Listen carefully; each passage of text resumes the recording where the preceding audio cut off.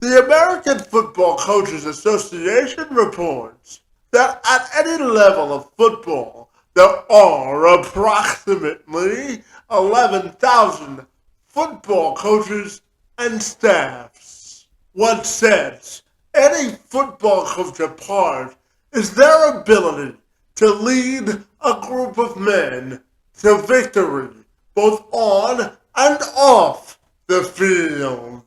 Evan Burk has experience molding both NFL and college athletes into the best players and people they can be. He has experience coaching football at every level, from fourth grade to college with SMU, UCLA, and to the pros with the Miami Dolphins. He now spends his days as a speaker, podcast host, and leadership coach. He spends his days as a speaker now, engaging audiences with thought-provoking lessons of leadership, team building, and creating a championship culture. He joined me this week to have a conversation about effective leadership in sports and how to translate the lessons learned on the field to the rest of your life. I'm Kevin McShane. Let's have this conversation.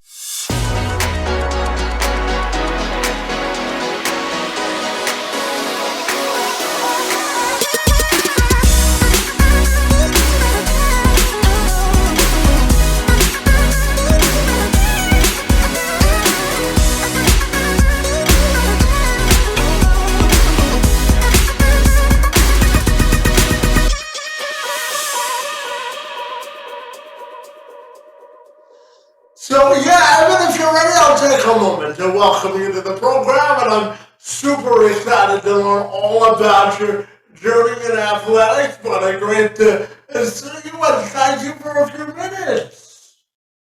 Yeah. Thank you again for having me, and I'm excited to talk to you today. Absolutely. Now, Evan, tell me that you had quite the unconventional journey to become a football coach in both the NFL and college. So I'm wondering if you can share part of that journey with me this afternoon.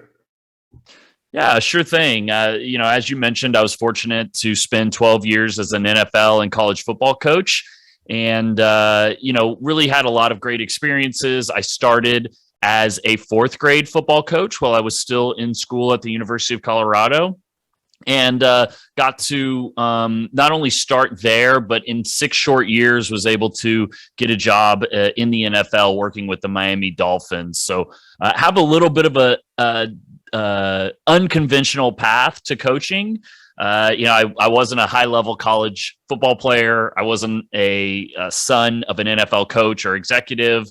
But what I did have was an extreme passion for the game of football and wanting to be involved and wanting to have an impact as a coach. And I think that really drove me in each of my experiences. So as you mentioned, I got to coach at fourth grade, in high school, and then also at the college level, in addition to the NFL. So very fortunate in my experiences at every level. And just obviously an enjoyable journey, to say the least. Absolutely. Now, Evan, you're the perfect person to ask about name, image, and likeness, buddy, because you've had experience. I appreciate the laugh, but you've had experience on all levels of football coaching. So, how do you think that this whole NIL discussion has impacted football on a grander scale, buddy? I'm curious. Yeah, I mean, could probably do about an hour or two on NIL and its influence, but I think to start with, I would just say that I think it's a positive move in the right direction in terms of getting players compensated for being a part of these high level college athletics, and what ends up becoming entertainment, right? Like, especially in college football, we're talking about a lot of money here at the highest levels in Division One. These are, television contracts that generate millions, if not billions of dollars. And the fact that players are finally getting a chance to get a little bit of a piece of that, I think is a move in the positive direction. I think there's a lot of uncertainty right now because of the NCAA's lack of involvement in terms of all of this. I think that they have really let down the sports in general. Obviously, I focus a lot on college football, but I think they've let down everybody in this instance, because what you've basically got right now is kind of the wild, wild west of NIL and money changing hands. And I think what we're going to see over the next year or two is maybe, I want to say, just kind of like maybe a realization of what the true market actually is. I know there's a lot of deals being done right now. There's a lot of money changing hands. It's yet to be seen whether these deals are going to be beneficial to the companies and to the athletes. I mean, obviously, yes, the athletes are getting money, but I think we're going to see the market start to level out here over the next couple of years. But right now, it's definitely the wild, wild west in terms of the deals that are done. And I think the NCAA could have done a lot more to be involved and maybe be a little bit more, maybe as a governing body as it would be for these deals. But it just kind of shows maybe kind of the lessening of the importance of having an entity like the NCAA. And I do think it is a positive thing that the college athletes are getting to take advantage of their name, image, and likeness. And now, do you think more powerful leagues like the SEC and the Big Ten will eventually sort of go off and create their own league and sort of police themselves away from the NCAA? Because in some respects they're already doing that, right? They're sort of having a monopoly over college football. So I'm wondering your thoughts there. Totally. I think you hit it right on the head right there. Excuse me. What is going to happen in my what I believe is that, like you said, the Big Ten, the SEC, and I would think also maybe a couple of other teams from conferences like, Notre Dame, Clemson, some of the schools from the Pac-10 will end up breaking off and making their own kind of super league for college football. I've thought this for a long time. I coached at SMU and at UCLA. And those are both schools that compete in Division One, but they really exist in two different worlds.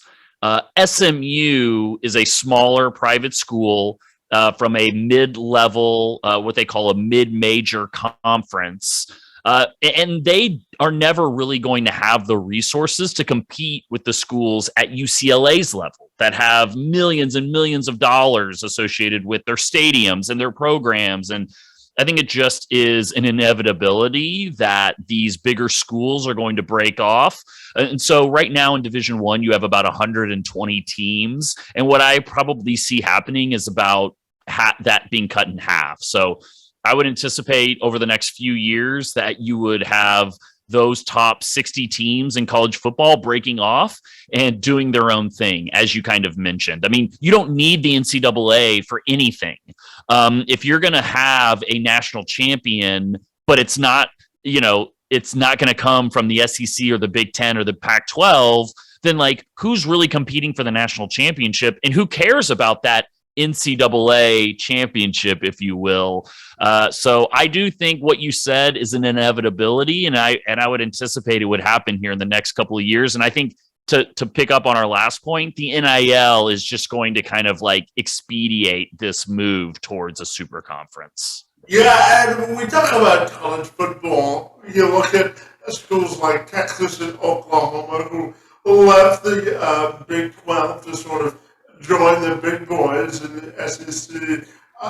And to a certain point, I know they did that for money and the exposure that the SEC brings them. But I really think they're going to struggle, at least initially, attracting kids from the South to go up to Texas and Oklahoma. Although they are big brands, I do think they're going to struggle initially as they make the transition. So I wonder your thoughts there as well. Yeah, you mean like is it going to be a beneficial move for Oklahoma and Texas, or are you saying like for the SEC? Well, I don't know. I'm talking about. Well, it's going to be a beneficial move for the SEC because they get two brand names, but I'm not so sure that, at least initially, it's the best move for the individual schools, right?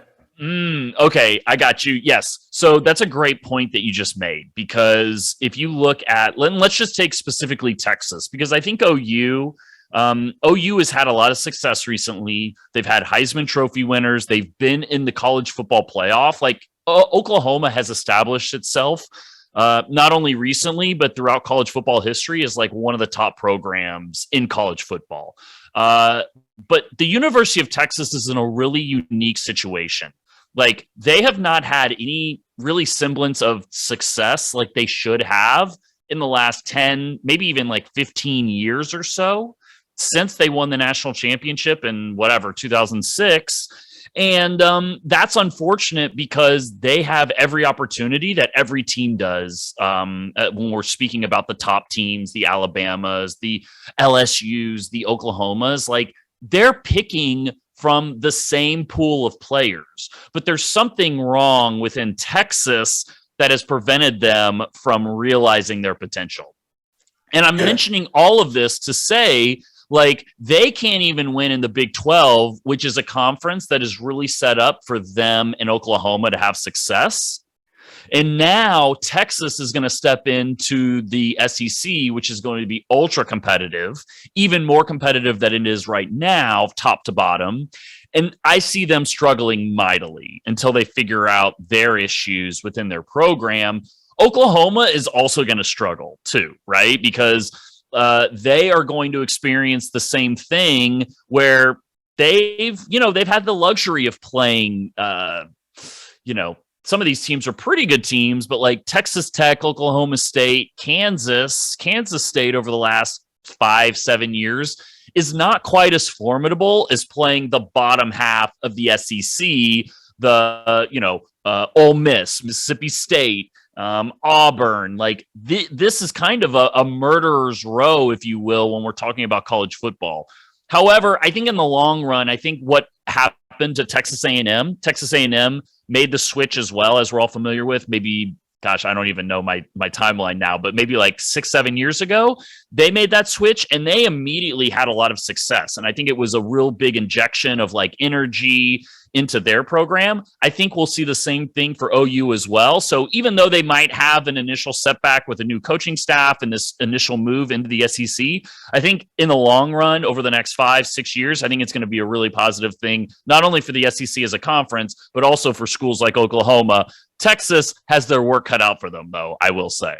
Yeah, absolutely. And, I was excited to talk to you today because I wanted your perspective on, how college athletes are coming into the NFL, because you've, again, had the coaching experience at all levels. So I'm curious to know about your collegiate and professional experience, what you learned about yourself during that experience, and how do you think today's athlete is translating from college to the NFL? That's a great question.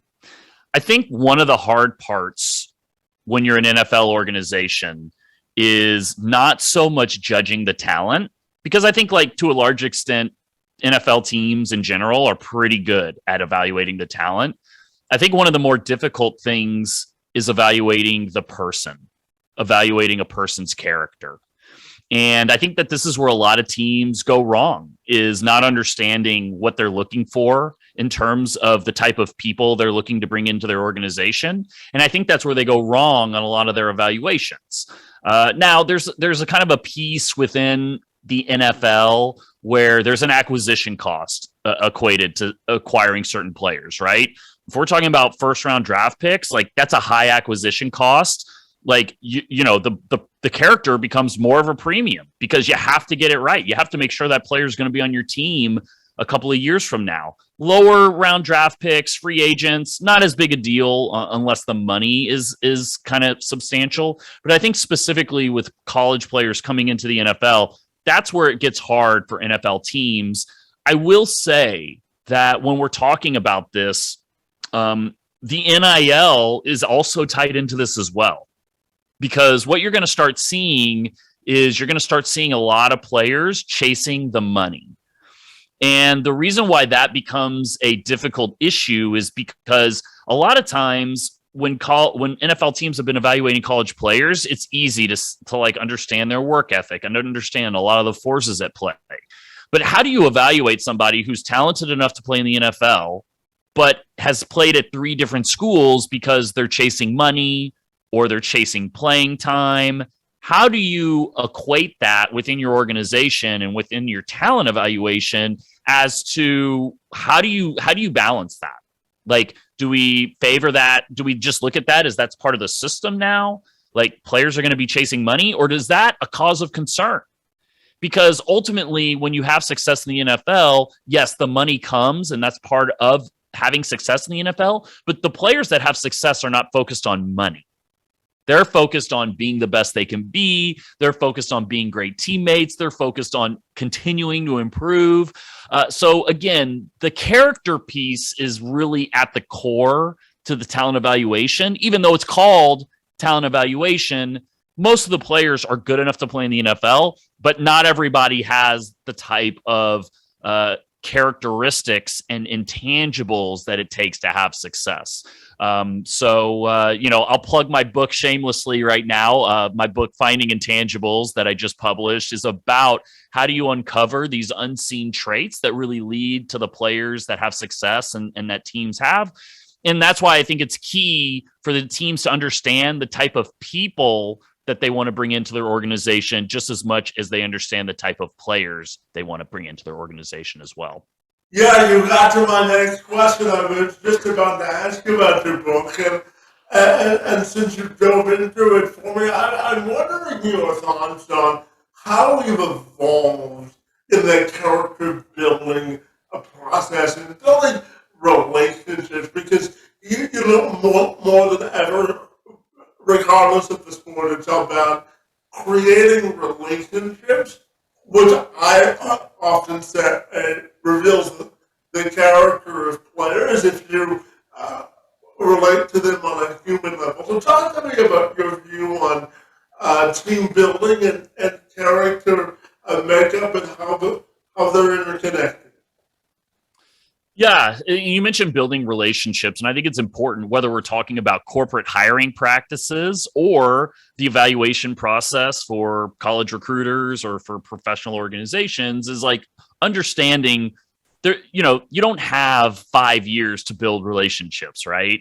You may be on a truncated timeline. In a corporate hiring practice, you might have 60 days to get to know somebody. In the NFL process, you might have 2 years to get to know somebody, but you're not building relationships with them that whole time.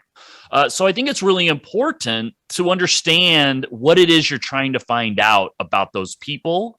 And not only like what you're trying to find out, but also like understanding like how to find out what you're trying to find out. So that is really at the core of my book, is kind of like uncovering, number one, like understanding what it is you're looking for, and number two, how to find what you're looking for. And so I think like specific to what you just said in terms of team building, just to use an example, if you're looking for players that put the team first, like you've decided that team chemistry is going to be at the core of what you're looking for, well, you need to understand, like, how do we incorporate that into our evaluation process? Well, obviously, you want to have players that can compete at the level that you're competing at, right? If you're a UCLA, you want to make sure that those players can compete in the Pac-12 against USC, against Oregon. You also want to make sure that not only do they have like the talent fit, but they have a team fit. Like, do they do the types of things as a player that fit into your team's system? And then thirdly, understanding the character fit. Like, are they going to fit the type of culture we're trying to build? So if you want to build a team around chemistry, having that collaboration, you need to ask questions around uncovering what type of player they are. For instance, if you ask them what their greatest accomplishment is, and they tell you that it was when they were named player of the week or they won this individual award, well, that kind of sheds light that they see accomplishments as a selfish endeavor in a way, right? Now, it's not 100%, but versus somebody that answers in a way where they say, well, my greatest achievement was when we won the conference title as a team. And that was important because 2 years before that, we won 3 games. And I just think that was representative of the team that we had and the way we came together. That is a totally different answer than answering in respects to an individual accomplishment. So I think there's certain things that you have to, number one, understand what it is you're looking for. And number two, you have to understand what it is, like how to uncover those things. And then also trust your evaluation process and not buy into the hype or what other people are saying, which oftentimes can be very difficult when we're talking about team building, especially like when there's a lot of let's just say outside noise that can happen outside of a program or a professional organization. Yeah, absolutely. And Evan, one of the questions I wanted to ask you was about diversity in coaching, specifically in the NFL, because, you know, the NFL has not done a great job of promoting diversity hiring when it comes to the head coaching position. Now, they are getting better at some levels of management, but when it comes to coaching, how do you think the NFL has really dropped the ball when it comes to diversity hiring of African Americans and other minorities, buddy? Well, first, let me just before I answer that, I don't know if I'm the best person to prescribe a solution. From what I've seen, I mean, part of the problem is you have basically white owners of teams that are hiring white, for the most part, general managers of teams. So you have a lot of people that are from, obviously just white and privileged in a certain sense in terms of their money and of their path towards getting these opportunities. And what happens a lot is that people look at the hiring process and they think they want to have people like them working for them. And why this is wrong is you want to get a diversity of opinion and a diversity of thought on your staff, whether it's a, player personnel staff or a coaching staff. And I think what happens is people fall into this trap of thinking well, this person looks like me and they have the same educational background as me and they have the same path through coaching or through player personnel as me. So I feel comfortable with this person and hiring this person. And by the way, when I say diversity of thought, I know we're talking about diversity in terms of skin color, but I think there's also diversity of there's diversity in genders. There's diversity in terms of the path that people have to sitting in those seats. And I think that it's just something that right now, like you mentioned, they have not done a good job of in terms of the NFL. It's something that they need to try and remedy. And I think it also starts with the people that are doing the hiring and understanding that having people that don't look like you and don't have the same educational background as you and don't have the same path that you had towards getting in your seat still have legitimate philosophies and ways of doing things that can add to the overall betterment of the organization. And I think this is one of the short-sighted things is that I think people think they have to hire people that are exactly the same as them. And they don't understand that that's actually a detriment to building a team that operates at the highest level. Again, I'm not the expert at this and I'm definitely not qualified to prescribe an answer, but I think at the root of it, I think, yes, there is a racial component, but I think it also contributes to the fact that people aren't willing to hire people that that look different than them. Yeah, absolutely. And to that point, I know that you have some perspective on building a championship culture. So tell me, what do you think goes into doing that successfully?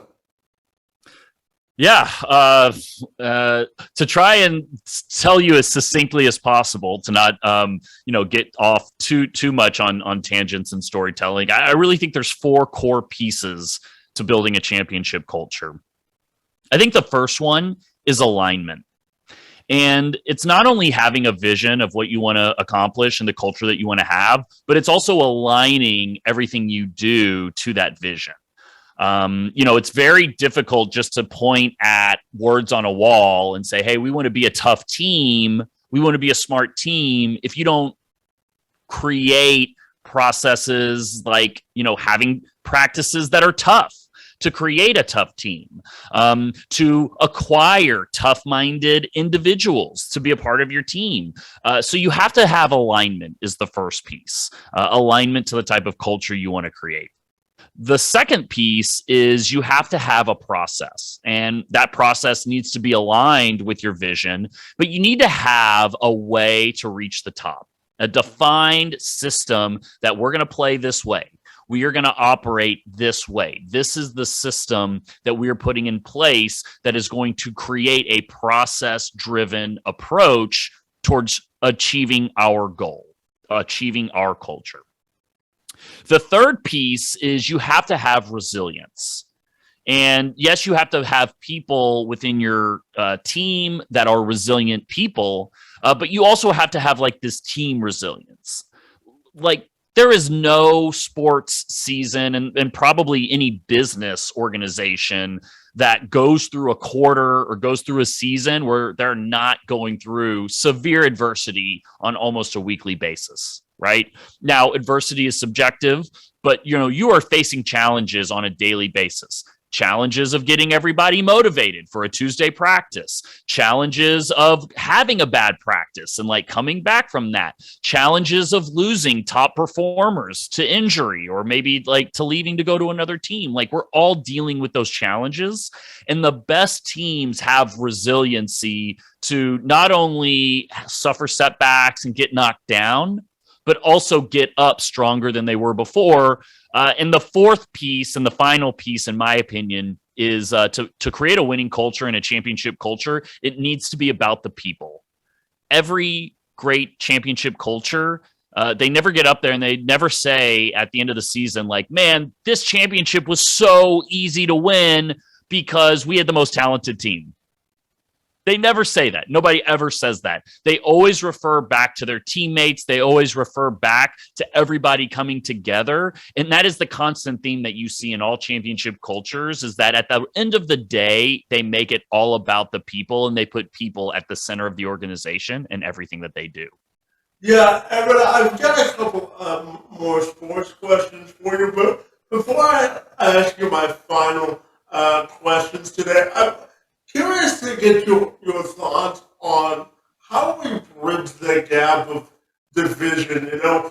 You don't have to look far, and you only turn on the news. What happened in Buffalo 10 days ago? What happened this week in Texas? And when you turn on the news, you can't help but see the division in, especially America. So tell me, as a leadership coach and expert, how do you think we can get to a place where we can again have compromise while also having discussions if we disagree without vilifying people? I'm curious.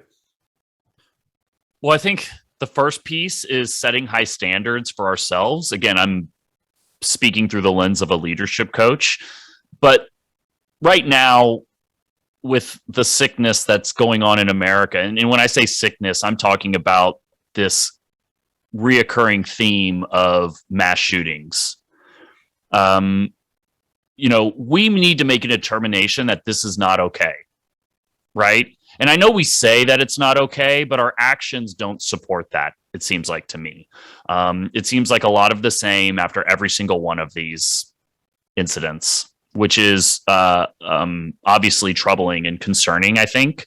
But I think the first thing we need to do is like decide that this is not the standard of living. This is not the America that we want to live in as a society, right? And I think once we kind of develop those high standards, I think the second thing is understanding that it's not going to happen overnight, right? Like once we make the determination that this is not the America we want to live in, we don't want to live in a country where parents are concerned about going to the grocery store or about dropping their kids off at school. That's not going to solve itself overnight. What we need small wins. We need small wins. Like nothing is going to happen in the next week that is going to solve this problem. We are not going to institute any type of law. We are not going to, put SWAT teams in every school in America and prevent this from happening again, like in one fell swoop. It is going to take small wins. And I don't know what those small wins are. That is probably going to have to start with probably voting in new leadership in terms of the political people that are involved. But I think that it's really a small wins approach. And it's just like a sports team, right? Like you decide that you want to chase after being a championship team. Well, you can't win a championship in the preseason. All you can do is have a great practice on this Thursday. And that's really kind of the attitude that it's going to take to slowly and eventually realize the country and the vision for the country that we want to have. And I wish I had something more comforting to say or something more profound. I'm tore up with what's been happening recently, just like a lot of people are, and obviously still processing a lot. Obviously, it's not a realm that I spend a lot of time in because, I deal primarily with leadership and peak performance and team building. But it's a great question that you ask. And I think it starts with determining the type of country that we want to live in, and then slowly chipping away at the problems that we have and getting those small wins that lead us to the vision that we all have for this country. Yeah, when you talk to leaders about refilling their emotional tank, when it's out of gas, but I know that you work with a lot of leaders and executives and sports teams to do this. So tell me, how do you think we can do this effectively on a continuous basis? Oh, well, I think number one, understanding everybody's different. You have introverts and extroverts. And the reason I point this out is like some people are energized by being by themselves and taking time away from other people and recharging that way. But you also have people that recharge from being around other people. I myself personally, like I am energized by being in the company of other people. So I think the first step is understanding what is it that detracts or maybe like decreases your energy, and understanding what gives you energy, what increases your energy. And then the second thing is to take time and understand how to put yourself in more situations where you can re-energize yourself. Because like you said, a lot of people that are in high performance businesses, there's a lot of pressure involved in everything, whether it's decision making, whether it's the performance of your job, and understanding how you can re-energize is key, but then also taking the time to do that. I personally, I really enjoy traveling. And so I try and make it a point to at least it's been tough the last couple of years, but every 6 months to 12 months, I love taking an unplanned trip to another country. I know when I come back after a few weeks of that, I'm re-energized. I'm ready to kind of like dig into whatever my next project is. But that's me personally. And so everybody might be different. To other people, it might just be a simple afternoon in the park, reading a book. Whatever that is, I think number one, it's key to understand where you get your energy from. And number two, putting yourself in situations where you can kind of re-energize yourself and get ready for the next long haul of hard work that you need within your role or within your job.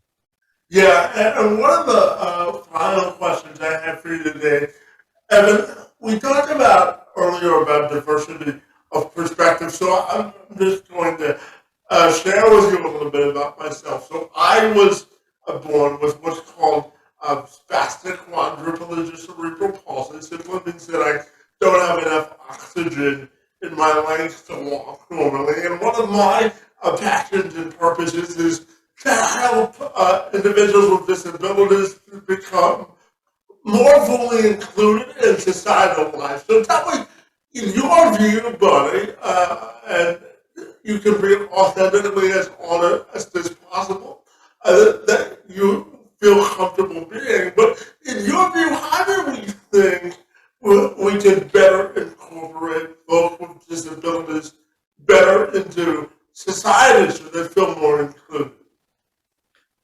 Well, I think from a personal level, on a personal level, I think it just starts with not beginning with the end in mind. In other words, like I think it's very common in our society now because we've become such an Instagram culture, we've become such a results oriented culture that we just want the picture. We just want to look at something. We just want to look at the results. And I think oftentimes, like actually understanding another person's perspective can be really valuable. For instance, even just jumping on here with you, Kevin, like these are some of the most thoughtful questions I've gotten, and I'm doing a lot of interviews like in the last month or so. So out of the 30, 40 interviews I've done, this is without question top 5 in terms of quality of interviews that I've done. But I didn't know that coming into here. And regardless of whoever the interview is, I don't want to start with the end in mind. And I think that there is a lot of value that the diverse perspectives and somebody that, as I mentioned before, doesn't look like you or doesn't have the same path as you, that you can learn from them. And, again, like, I wrote about this in my book where you don't want to start with the end in mind. You don't want to like start your evaluation of a prospect for a team with with thinking that that person. You want to take a blank slate and you want to build the picture yourself through facts, through things that you're experiencing in your recruiting and your evaluation of that person. And I think it goes no different in our personal lives, in our daily interactions like this, and really understanding where that person is coming from and judging them from their actions and behaviors that you're experiencing, not what other people are telling you or what you're seeing online or seeing from afar. Diversity of thought's important, isn't it? Oh, yes. I'm kind of chuckling to myself because like I fully believe this is like so important, right? This is like one of the biggest problems in professional organizations and corporate organizations is that everybody's thinking the exact same way. Well, if everybody's thinking the exact same way, nobody's really thinking. And a lot of times leaders think that they want people that are going to be in the room that are going to support them. And what you actually want is you want people that are going to push back on you. But if everybody thinks the same way, there's nothing to push back on. Everything is going to be, oh yeah, great idea. Great idea, coach. Yeah, great idea. Leader in question. Like, that's exactly what I was thinking. You're never going to be able to look at your problems from other angles and really see any type of weaknesses or realize what strengths maybe aren't truly strengths. You want people in that room specifically that are going to be able to say, hey, Kevin, we need to consider this. And right now you're making decisions and you're not even considering this factor. And the reason I'm telling you this is important is because I've been here before in other avenues and other environments, and I've seen this trip teams up. And I think like we're doing ourselves a disservice by not considering this, blah, blah, blah. Now, like whether that affects the decision making or not doesn't matter. What matters is that you take it under consideration. Right? That you are gathering all the information, that you are looking at things without forming an opinion and getting as much information as possible before you form your opinion and then eventually make your decision. So, I just believe firmly that you should surround yourself with people that have the confidence to tell you no and can bring a different perspective of things that maybe you haven't considered. Because as a leader, we often think like, oh, I'm in this role because I'm the smartest person in the room, and I need to make sure everybody knows I'm the smartest person in the room. And guess what? Your people that are under you they don't care if you're perfect, and they don't want you to be perfect. They want you to be human.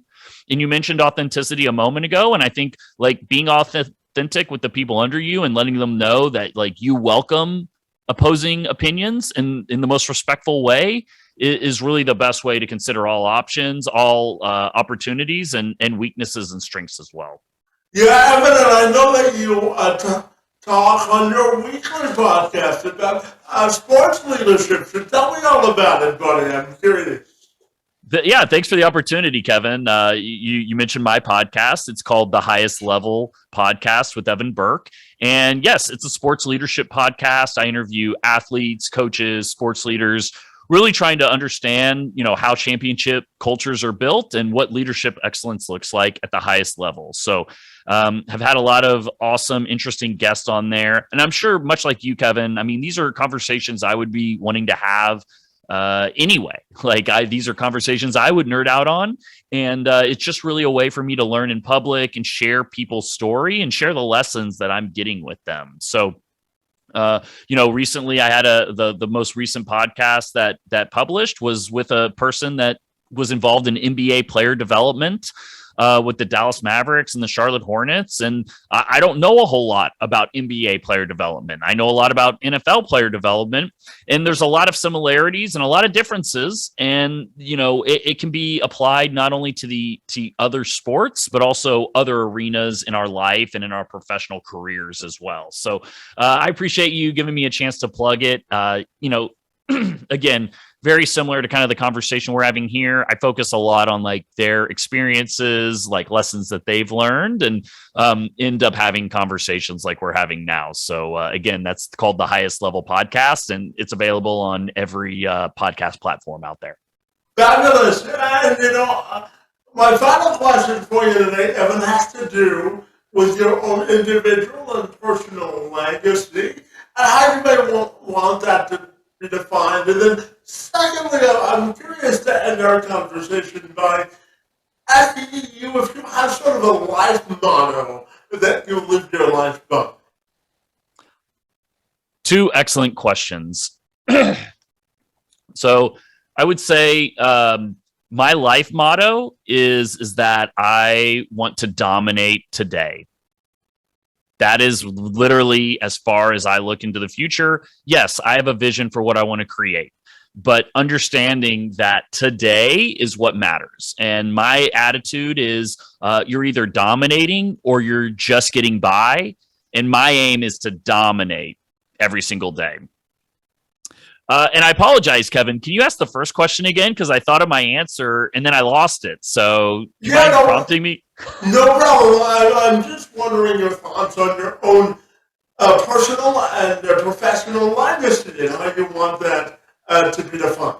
Yes, another great question as well. So my attitude going into any type of coaching role or really the work that I do now is I want to be a positive difference maker. And I don't necessarily have a definition for what that has to be in each moment or each role. But I know that I want to be positive, and I know that I want to teach people and help people develop. And I know that I want to make a difference in their lives, whether it's how they think, whether it's how they act, whether it's even just them considering a different perspective. I think being a positive difference maker is really kind of the overarching legacy and theme that I would hope that my writing, my speaking, and that my coaching would have. Absolutely. And Evan, my final question for you today, buddy, has to do with if people want to get connected with you, buddy, what's the most effective way they can do that? Sure thing. If you want to find me on social media, I'm on every social media platform that I can keep up with at the moment, at Coach Evan Burk. Burk is spelled Burk. or my website, coachevanburk.com. And you can find, as I mentioned, my podcast on all podcast platforms, The Highest Level Podcast with Evan Burk. And my book is available on Amazon, and it is called Finding Intangibles. Fantastic. Well, Evan, I have to tell you, I originally went to school to become a sports reporter and journalist, so I really was looking forward to our conversation. I want to thank you for your work in the space of sports leadership and for engaging in conversation with me this afternoon. It's most appreciated. Kevin, this was awesome. Thank you so much for having me, and a really enjoyable conversation. So thank you.